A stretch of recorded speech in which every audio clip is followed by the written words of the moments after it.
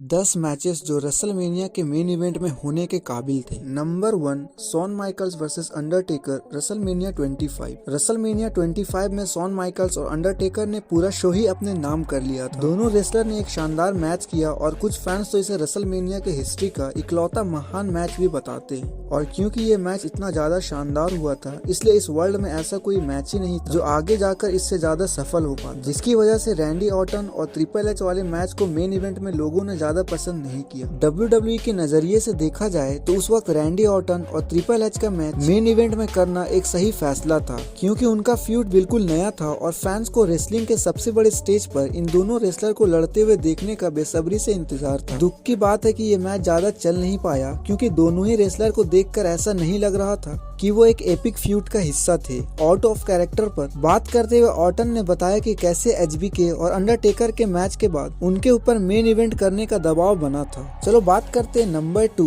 The Rock versus Hulk Hogan WrestleMania 18। WrestleMania 18 के main event में 2002 के Royal Rumble winners Chris Jericho और Triple H का match हुआ था। हालांकि ये सच में रेसलमेनिया के लिए एक शानदार वर्ल्ड टाइटल मैच था, लेकिन द रॉक और हल्क होगन के एक ड्रीम मैच के सामने ये मैच कुछ भी नहीं था। ये ड्रीम मैच लोगों को सभी उम्मीदों पर खरा उतरा था और जेरिको के साथ साथ कई और रेसलर ने ये कहा था कि इस मैच को मेन इवेंट स्लॉट में होना चाहिए था, क्योंकि जेरिको और ट्रिपल एच उनका मुकाबला नहीं कर सकते थे। The Rock versus Hulk Hogan का ये मैच इसलिए भी मेन इवेंट स्लॉट में होना चाहिए था क्योंकि इनविजन स्टोरी लाइन के दौरान द रॉक का काम बहुत बेहतरीन था और वो पूरी कंपनी में सबसे बढ़िया रेसलर भी थे। हालांकि ये बहुत निराशाजनक बात है कि ये ड्रीम मैचेस रेसलमेनिया के मेन इवेंट मैच नहीं बना, लेकिन इससे द रॉक और हल्क होगन का मैच का जादू कभी कम नहीं हुआ। Number 3, triple H versus Undertaker WrestleMania 27। ऐसा बिल्कुल मुमकिन है कि रेसलमेनिया 27 के मेन इवेंट में John Cena versus the Miz का मैच सिर्फ रॉक की दखल अंदाजी की वजह से करवाया गया था। अगर द रॉक रेसलमेनिया के होस्ट के तौर पर उसमें शामिल नहीं होते, तब शायद कोई दूसरा ही मैच मेन इवेंट स्लॉट में देखने को मिलता और वो मैच होता triple H versus the Undertaker का शोडाउन। रेसलमेनिया 27 को अक्सर ही अब तक के सबसे खराब रेसलमेनिया इवेंट में से एक माना जाता है और इसकी एक जायज वजह भी है,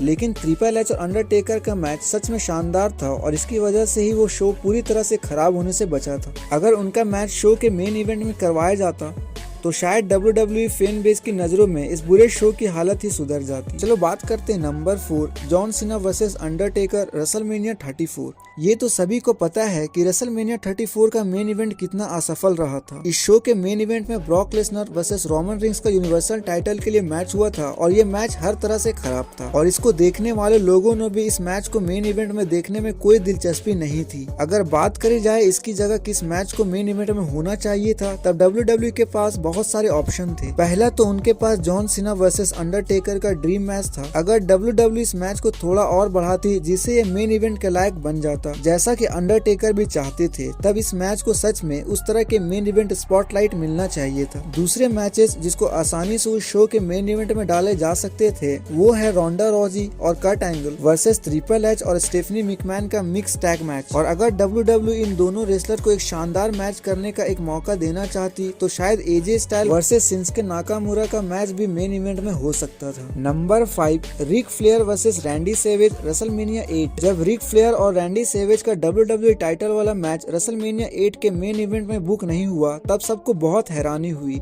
असल जिंदगी की दुश्मनी को एक मैच में दिखाने के साथ ही ये मैच एक शानदार और मास्टरपीस भी था और इस मैच में साफ दिख रहा था कि सेवेज और फ्लेयर कितने बड़े रेसलर हैं। अगर इस मैच को मेन इवेंट में डाला जाता तो शायद ये 90s के सबसे शानदार मेन इवेंट में से एक बन सकता था। एक WWE टाइटल मैच जिसमें सेवेज के टाइटल जीतने के साथ शो खत्म हो जाता। ऐसे मैच की जगह WWE ने होगन वर्सेस सीथ का मैच मेन इवेंट में करने का फैसला किया। ये मेन इवेंट मैच बिल्कुल बोरिंग था और इसको मेन इवेंट में सिर्फ इसलिए रखा गया था क्योंकि इसमें होगन शामिल थे और साथ ही साथ इस मैच में द अल्टीमेट वॉरियर की वापसी भी दिखाई गई थी।